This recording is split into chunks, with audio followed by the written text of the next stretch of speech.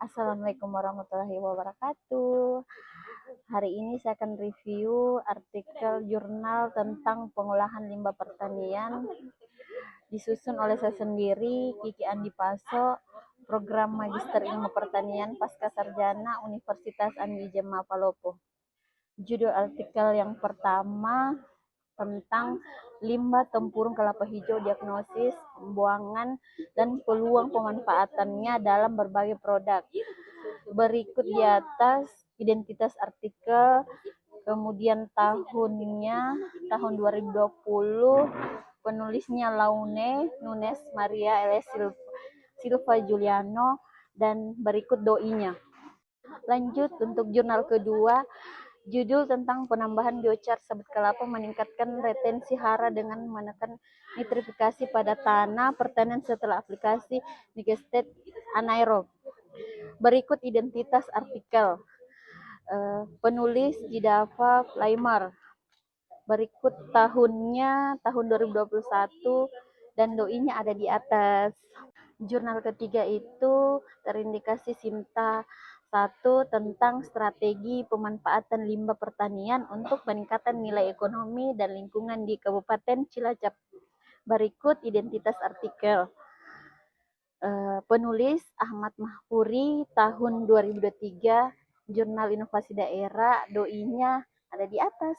Metode tujuan penelitian menganalisis pertama itu menganalisis volume dan alokasi pembuangan limbah tempurung kelapa hijau pada 7 kota pesisir. Kedua, mengidentifikasi potensi pemanfaatan limbah menjadi produk bernilai seperti tabung, pembibitan, briket, dan kerajinan. Tiga, menilai potensi ekonomi dan lingkungan dari pengolahan limbah tersebut. Pertama, mengkaji efek terkena haks biochar terhadap proses nitrifikasi, kehilangan nutrien, dan efisiensi pupuk digestat pada tanah pertanian. Kedua, menilai potensi biochar kelapa sebagai amandemen ramah lingkungan. Berikut tujuan penulisan, menentukan strategi pemanfaatan limbah pertanian di Kabupaten Cilacap untuk meningkatkan nilai ekonomi dan keberlanjutan lingkungan. Kedua, penelitian berfokus pada perumusan strategi berbasis analisis SWOT dengan mempertimbangkan aspek sosial, ekonomi, dan lingkungan.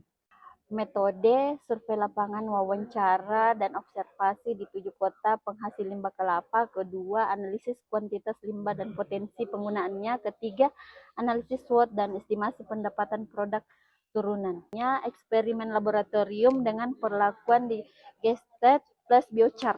Kedua, analisis tanah, laju nitrifikasi, dan retensi unsur hara. Lanjut, metode penelitian, metode deskriptif kuantitatif dengan pendekatan analisis SWOT. Langkah pertama, pengumpulan data sekunder melalui BPS, Bapenda, DLH, dan Distertan. Kedua, identifikasi kekuatan, kelemahan, peluang, dan ancaman. Ketiga, perumusan strategi jangka pendek, menengah, dan panjang.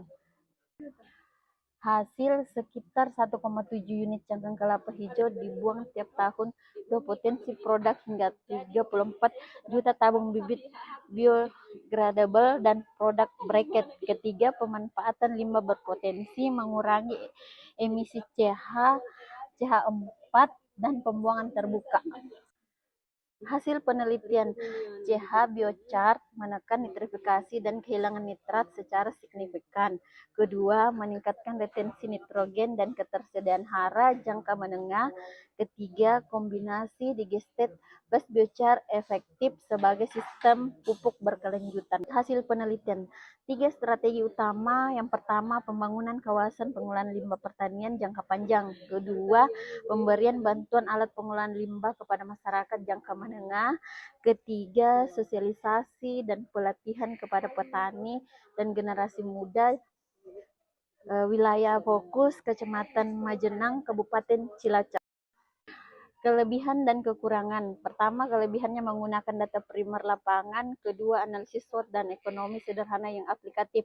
Kedua, kekurangan, studi terbatas di wilayah Brasil. Kedua, belum ada uji teknis industri. Kelebihan dan kekurangan. Kelebihannya, pertama, bukti ilmiah kuat bahwa biochar kelapa memperbaiki efisiensi nutrien. Kedua, mendukung pertanian berkelanjutan dan pengurangan polusi air.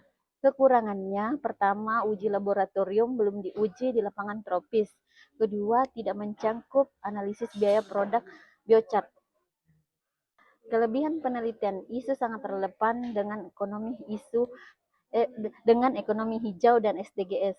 Pendekatan SWOT aplikatif untuk kebijakan daerah. Integrasi aspek ekonomi dan lingkungan. Strategi disusun bertahap jangka pendek, menengah, dan panjang. Relevansi dan implementasi di Indonesia. Pertama itu sangat potensial untuk petani dan kelompok biogas desa. Kedua, biochar dari sabut kelapa muda dibuat dan dapat dipadukan dengan limbah digestate peternakan. Ketiga, disarankan pilot project di lahan hortikultura atau padi sawah untuk uji hasil dan efisiensi pupuk. Mendukung transisi menuju pertanian berkelanjutan, mendorong pemberdayaan petani milenial, mendukung ekonomi sirkular dan ketahanan pangan nasional. Terakhir, sejalan dengan kebijakan KLHK dan Kementerian Pertanian. Rekomendasi riset dan implementasi. Riset, lakukan survei partisipatif petani, kembangkan riset teknologi biochar dan kompos cepat, analisis rantai nilai produk limbah, implementasinya bentuk unit pengolahan limbah pertanian terpadu, berikan insentif bagi UMKM pengolahan limbah, dan libatkan penyuluh dan pengurangan perguruan tinggi. Itulah tadi 3 jurnal yang saya review tentang pengolahan limbah pertanian. Kurang lebihnya mohon dimaafkan. Assalamualaikum warahmatullahi wabarakatuh.